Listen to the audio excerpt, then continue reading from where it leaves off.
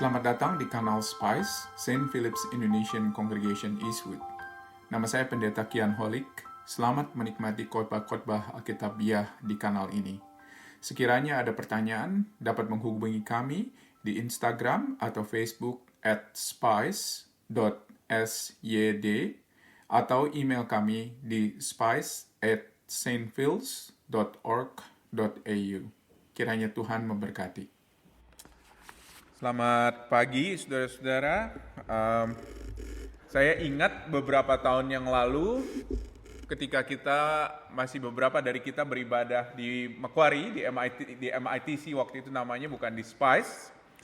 Waktu itu saya pas masuk di dalam satu masa di mana saya mengadakan atau mengambil long service leave.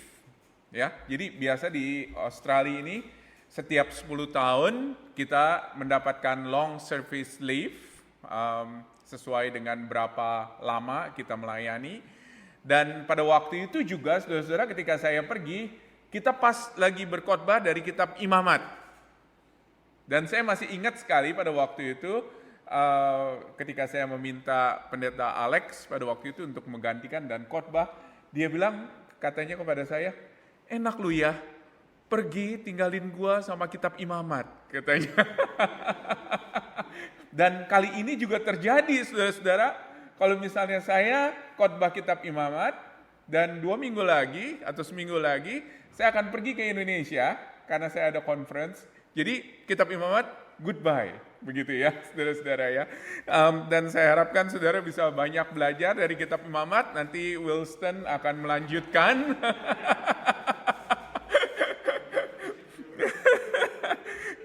Dan mudah-mudahan kitab Imamat ini bukan hanya kita mengenal sesuatu yang baru. Saya setiap kali baca kitab Imamat, saya selalu mengenal sesuatu yang baru, begitu loh. Ketika melihat bagian ini, ada begitu banyak gambaran-gambaran yang sangat vivid sekali.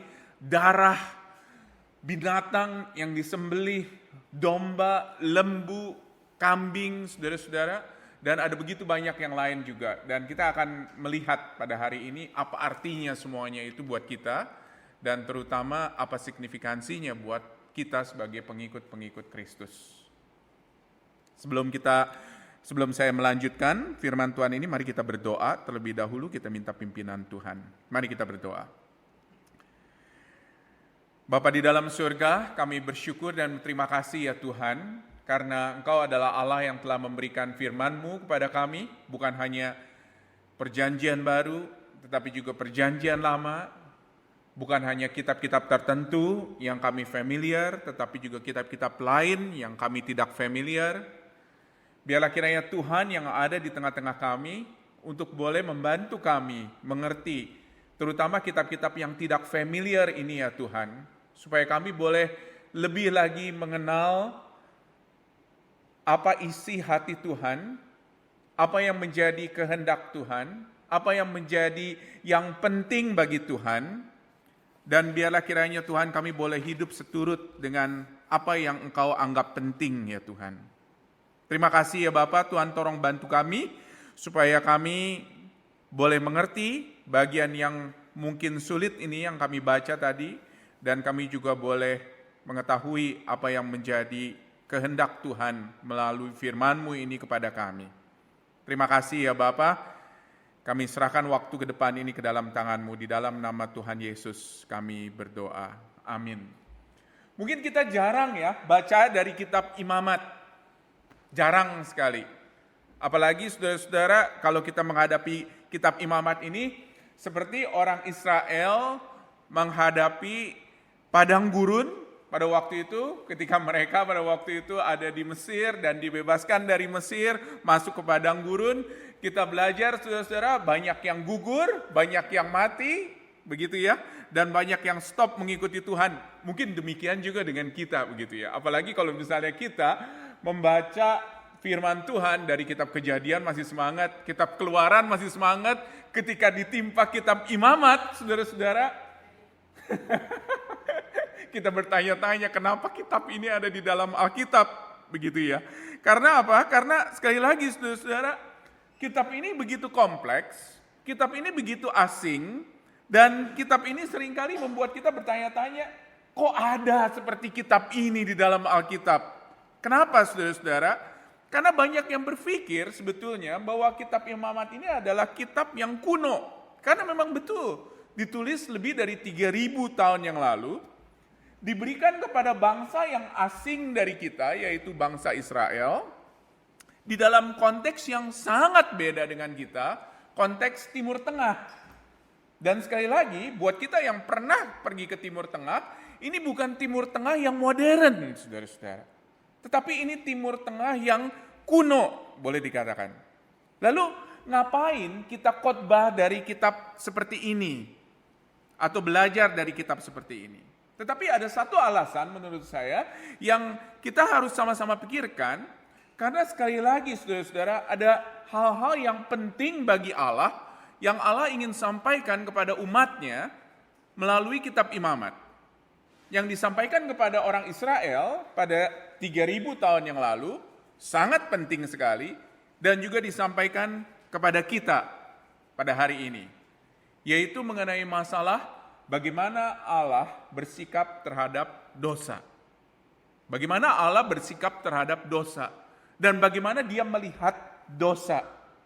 Kalau kita lihat dari hal ini, saudara-saudara, dengan begitu menjelimetnya, boleh dikatakan, ngerti nggak ya kalau saya sebut jelimet ya, complicatednya, saudara-saudara, perintah-perintah ini, dengan begitu rincinya peraturan-peraturan ini, berarti ada sesuatu yang penting sebetulnya, yang Allah ingin sampaikan kepada bangsa Israel, saudara-saudara. Karena apa? Karena sekali lagi, ini bukan masalah sepele buat Allah. Ini bukan masalah yang simple, tetapi ini masalah yang perlu untuk dilakukan hal-hal seperti ini untuk membuat manusia dapat kembali kepada Allah, saudara-saudara. Nah memang, selain alasan itu, tetapi juga ada alasan lain. Seringkali kita, ketika kita membaca kitab Imamat, kita hanya membaca kitabnya saja, atau kita hanya membaca pasalnya saja. Kita tidak melihat secara keseluruhan bagaimana posisi daripada kitab Imamat di dalam cerita rencana keselamatan Allah kepada manusia. Jadi ketika kita membaca kitab Imamat, kita harus tahu saudara-saudara, bahwa bagaimana rencana Allah sebetulnya untuk menyelamatkan manusia. Di kitab Kejadian bercerita mengenai bagaimana penciptaan dan bagaimana manusia jatuh ke dalam dosa. Dan bagaimana Allah mewujudkan rencana keselamatannya melalui Abraham dan keturunannya, saudara-saudara, orang Israel. Di kitab Keluaran kita juga belajar bagaimana Tuhan berjanji untuk menebus umatnya. Umatnya yang pada waktu itu, saudara-saudara, dibuang boleh dikatakan di tanah perbudakan di Mesir. Dia menggunakan caranya untuk menyelamatkan umatnya ini kembali dengan caranya sendiri, untuk membawa mereka ke dalam tanah perjanjian.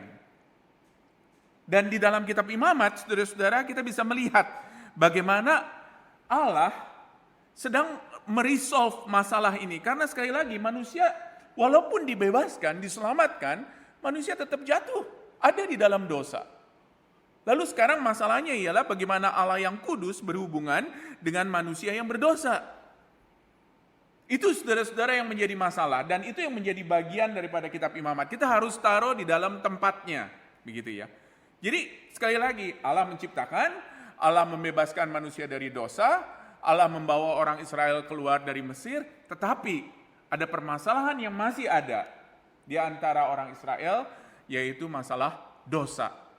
Dan bagaimana ini Allah yang kudus bisa berhubungan dengan manusia yang berdosa. Kalau menurut saya, kitab Imamat sebetulnya adalah kitab yang paling relevan untuk kita pada hari ini. Jadi kalau misalnya kalian pikir bahwa kitab Imamat ini adalah kitab yang paling tidak relevan, salah. Karena kitab Imamat adalah kitab yang paling relevan buat kita. Karena Imamat memberikan kepada kita jawaban pertanyaan yang paling mendasar, yaitu bagaimana manusia berhubungan dengan Allah. Kitab Imamat ini merupakan kitab yang relevan bagi kita, karena sekali lagi, orang pilihan, umat pilihan masih berdosa, dan Allah yang kita sembah adalah Allah yang kudus. Bagaimana kita bisa berhubungan dengan Allah? Dan kita melihat di sini saudara-saudara bagaimana belas kasihan Allah, bagaimana Allah pada akhirnya berinisiatif untuk mengirimkan seorang pengantara yang setia yang akan menebus dosa-dosa kita. Kalau kita ngerti, saudara-saudara, kitab Imamat ini, kita akan bersyukur. Sebetulnya kalau misalnya kitab Imamat ini ada di dalam Alkitab. Dan bagaimana Allah membuat manusia untuk bisa mungkin datang kepada Allah yang kudus di tengah-tengah keberdosaan kita. Jadi sekali lagi, ini adalah kitab, menurut saya adalah kitab yang paling relevan bagi kita. Nah, kitab Imamat pasal yang ke-16, tolong buka sekali lagi dari Alkitab saudara, apakah itu di gadget ataupun juga Alkitab fisik saudara. Kitab Imamat ini bicara mengenai hari pendamaian. Jadi kita akan memilih beberapa pasal saja dari kitab-kitab Imamat di dalam seri khotbah Imamat ini. Dan salah satunya pasal kuncinya itu adalah pasal 16. Di pasal yang ke-16.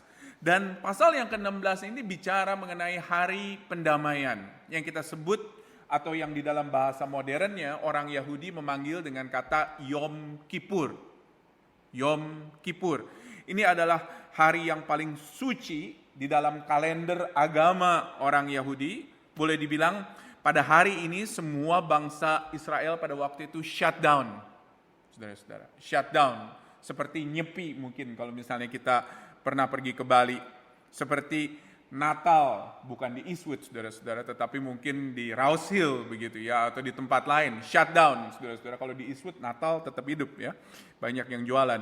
Nah saudara-saudara, kebanyakan orang Yahudi pada hari ini mereka pergi ke tempat ibadah mereka, ke sinagoge mereka dan berpuasa.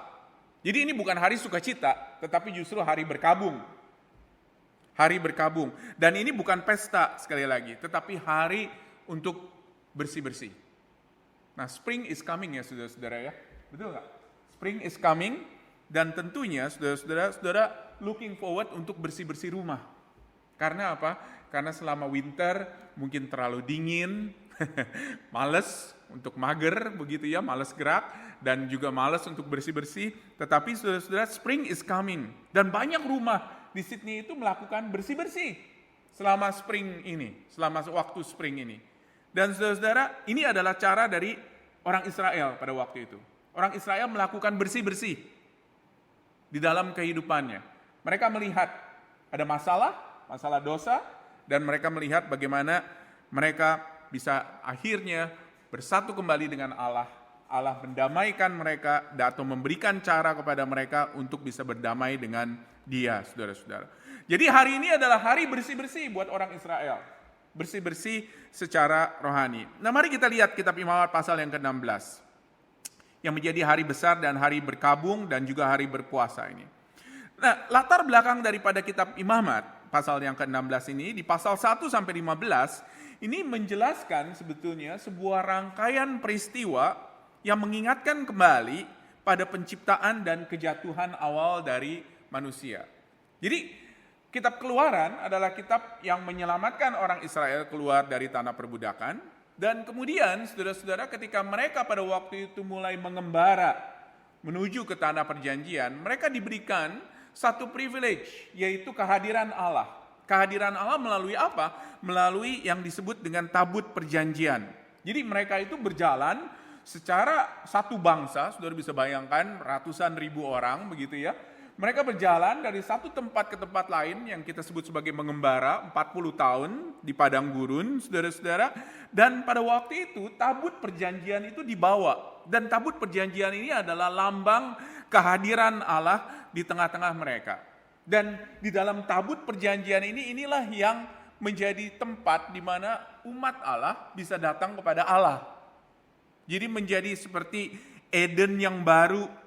Dan pada waktu itu ditempatkan orang-orang khusus, yaitu Harun dengan keturunannya untuk bisa melayani dan mengatur. Dan orang-orang Lewi juga diberikan sebuah privilege untuk bisa membantu peribadatan daripada orang Israel. Tetapi masalahnya ialah di dalam kitab Imamat pasal 10. Di dalam kitab Imamat pasal 10, dua putra daripada Harun yang harusnya mengurus tempat ibadah itu, Nadab dan Abihu, pada waktu itu berdosa. Imamat pasal 10 ayat 1. Apa yang mereka lakukan? Apa yang dilakukan oleh Nadab dan Abihu? Mereka mempersembahkan korban bakaran yang tidak sah. dikatakan kepada Tuhan, dan akibatnya pada waktu itu api keluar dari hadirat Allah. Jadi korban bakaran dibawa ke tabut perjanjian, dan pada waktu itu karena itu adalah sesuatu yang tidak sah, maka pada waktu itu mereka mati. Ada penghakiman kepada Nadab dan Abihu karena apa? Karena mereka melakukan apa yang tidak sesuai dengan apa yang Allah inginkan. Luar biasa ya saudara-saudara ya.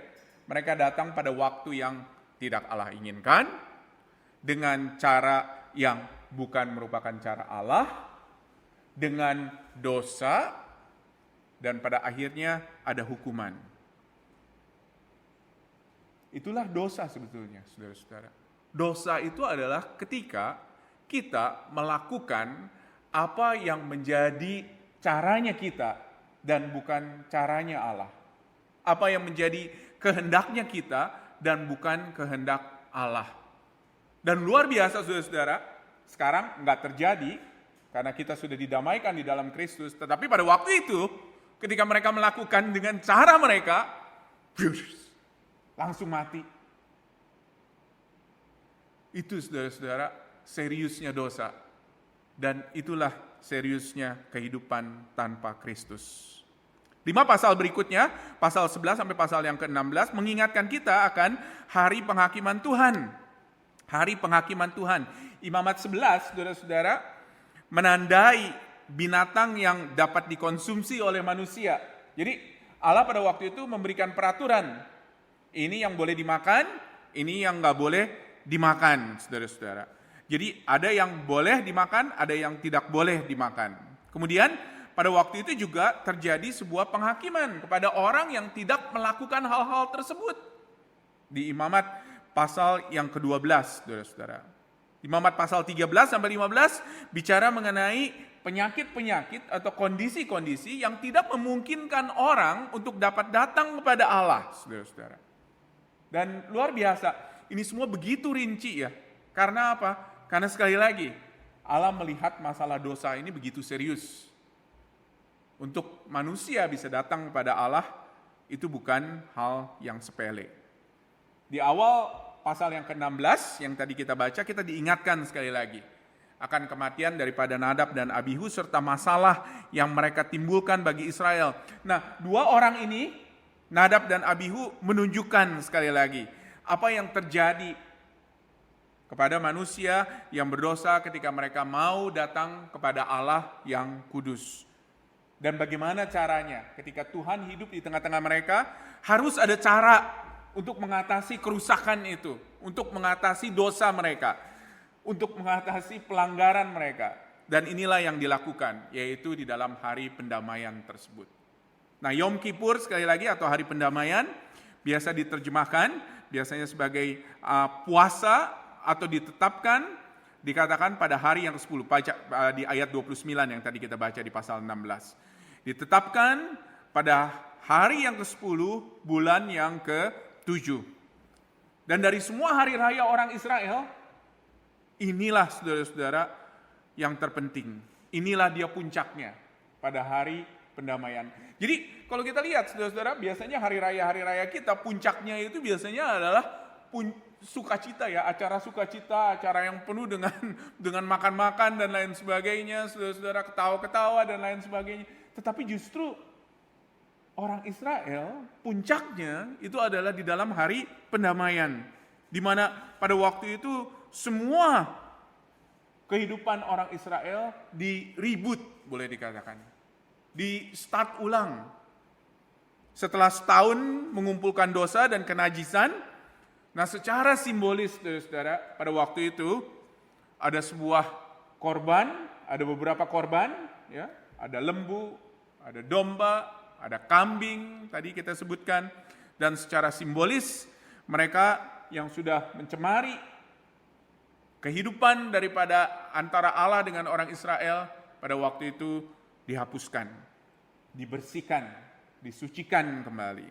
Nah, hari pendamaian itu adalah satu-satunya hari di mana seorang imam, ya, tadi kita bicara mengenai yang boleh masuk ke dalam ruang maha kudus atau ke dalam tabut perjanjian, di mana imam pada waktu itu bisa memasuki tempat maha kudus atau ruang maha kudus. Sebuah ruangan yang ada kemah perjanjian dan bait suci yang berisi tabut perjanjian.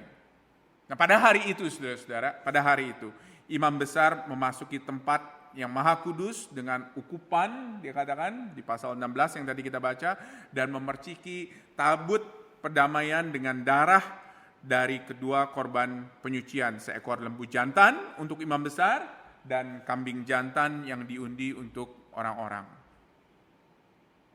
Sementara daging persembahan korban penyucian lainnya dihancurkan di api atau dibakar di api, dikatakan ada kambing jantan yang kedua. Tadi baca nggak saudara-saudara? Ada kambing jantan yang kedua yang disebut sebagai scapegoat, begitu ya.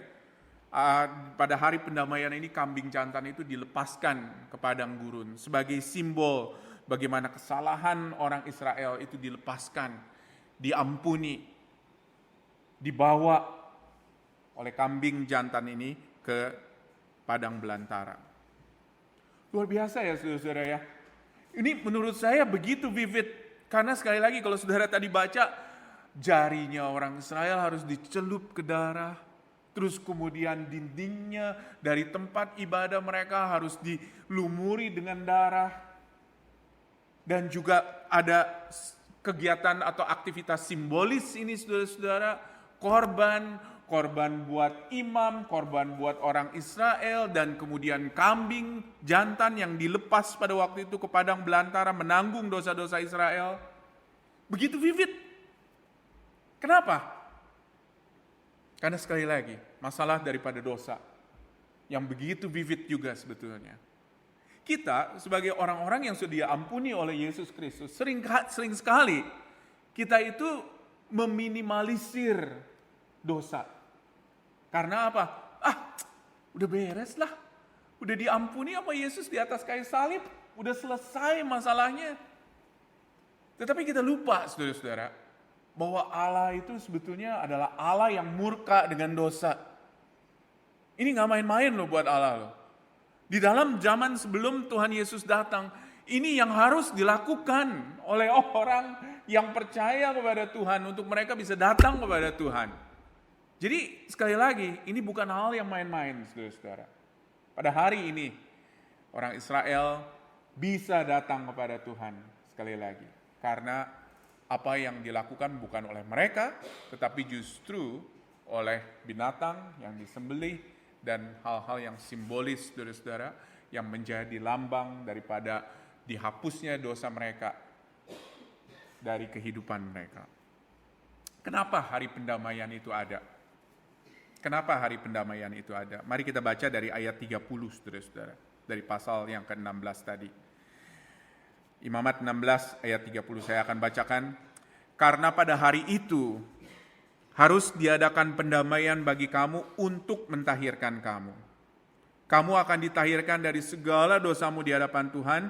Hari itu harus menjadi hari Sabat, hari perhentian penuh bagimu, dan kamu harus merendahkan diri dengan berpuasa. Itulah suatu ketetapan untuk selama-lamanya. Dan pendamaian harus diadakan oleh imam yang telah diurapi dan telah ditabiskan untuk memegang jabatan imam menggantikan ayahnya.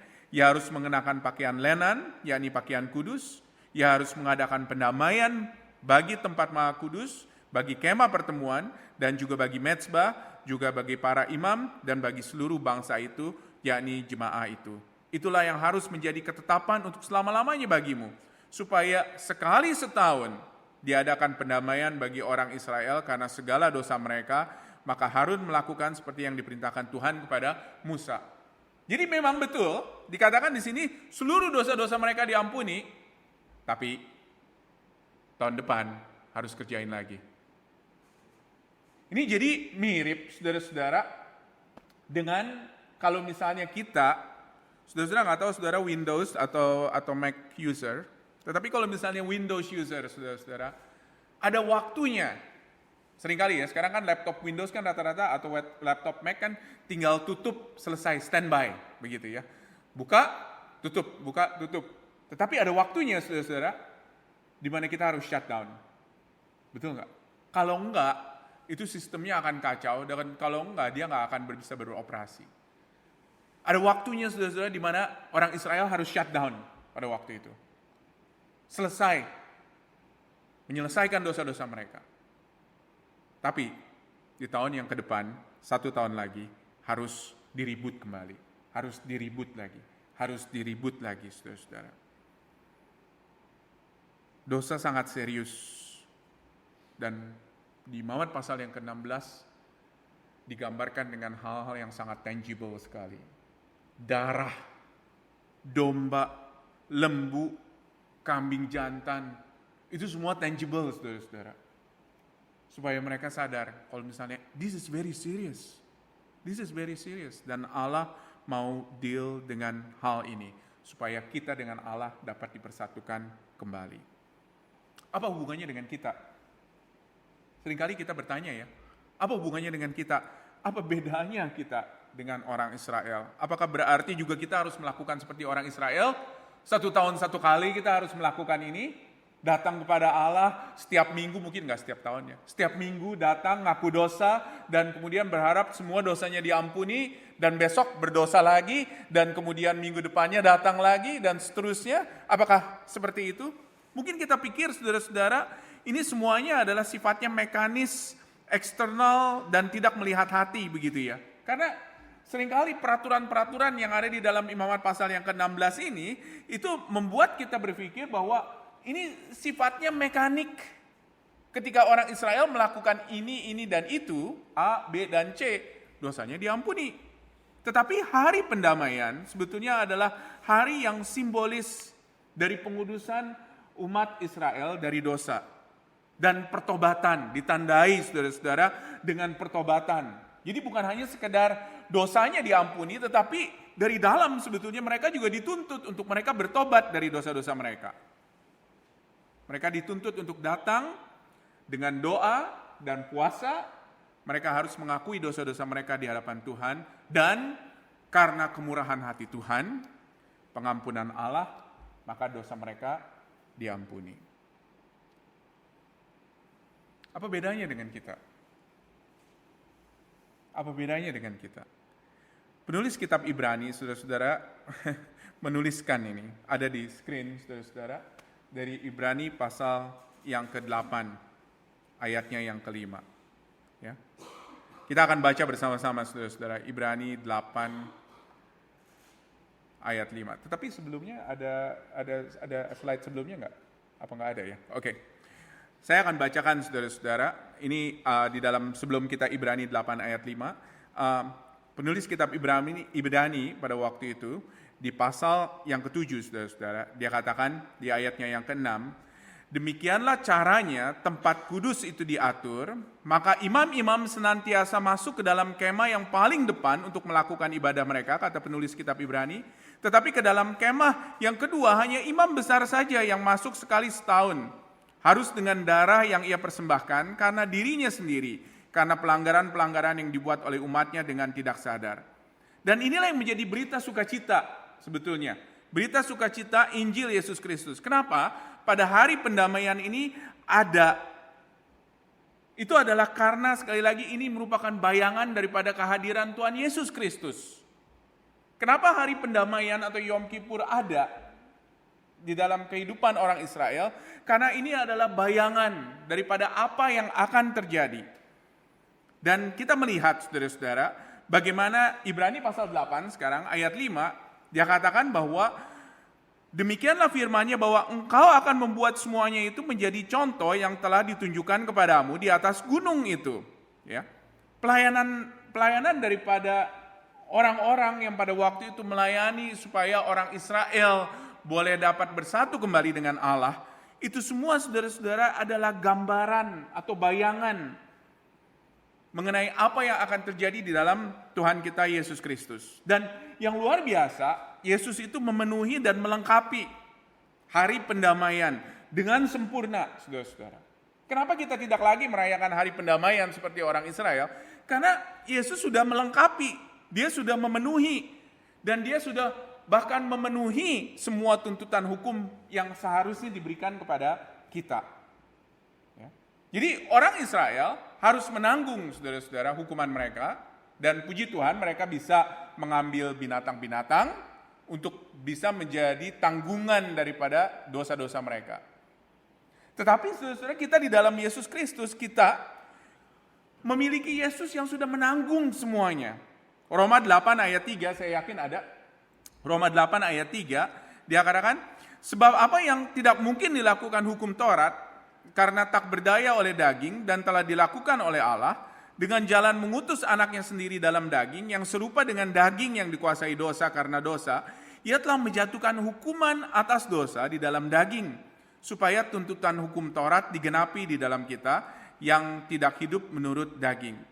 Nah, Israel sekarang ini masih terus mencari, saudara-saudara, akan kehadiran Mesias yang akan datang, yang pada akhirnya bukan hanya membebaskan mereka daripada musuh, tetapi membebaskan mereka dari musuh yang terbesar. Jadi boleh dikatakan mereka itu masih menunggu, saudara-saudara.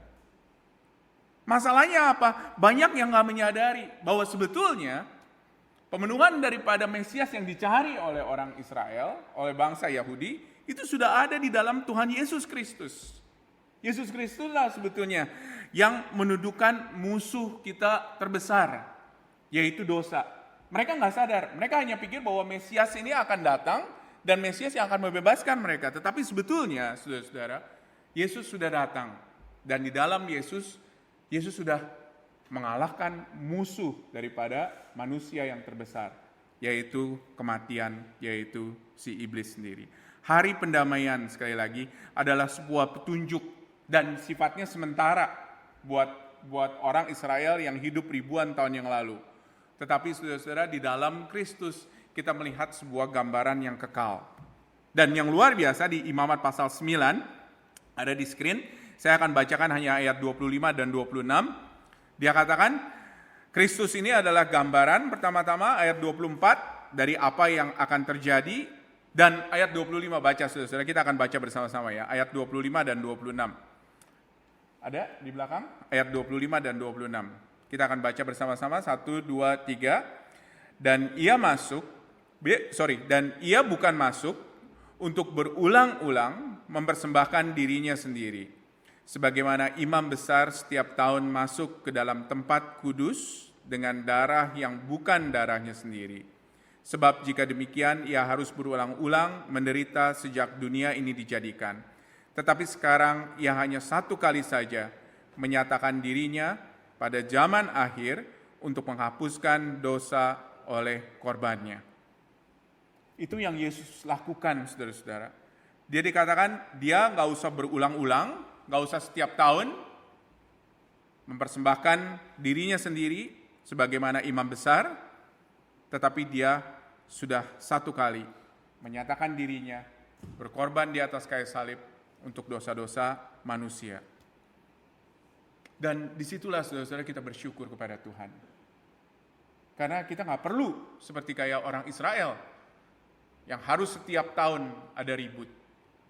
Tetapi kita diingatkan bagaimana pengorbanan daripada Tuhan Yesus Kristus, Sang Domba Allah, ya, yang datang ke dalam dunia untuk menghapuskan dosa-dosa manusia sekali untuk selama-lamanya. Puji Tuhan, saudara-saudara. Kita nggak perlu pusing-pusing lagi untuk mengorbankan hewan. Kita nggak perlu pusing-pusing lagi untuk mencelupkan jari kita ke dalam darah, atau mungkin untuk melihat bagaimana ada darah di dalam jari kita. Beberapa kali itu disebutkan di Imamat pasal yang ke-16. Kita nggak usah pusing-pusing lagi untuk taruh darah itu, saudara-saudara, di tembok-tembok untuk mengingatkan kita akan dosa kita. Tetapi Kristus sudah melakukannya bagi kita di atas kayu salib. Sang Mesias menghapus dosa manusia dengan mengorbankan dirinya sendiri. Sekali untuk selama-lamanya. Puji Tuhan, saudara-saudara. Hari pendamaian itu telah dipenuhi, digenapi di dalam Yesus Kristus, dan dialah sendiri yang menjadi korban bagi dosa-dosa kita, pengganti dosa kita. Sehingga kita nggak usah harus lagi menunggu hari pendamaian.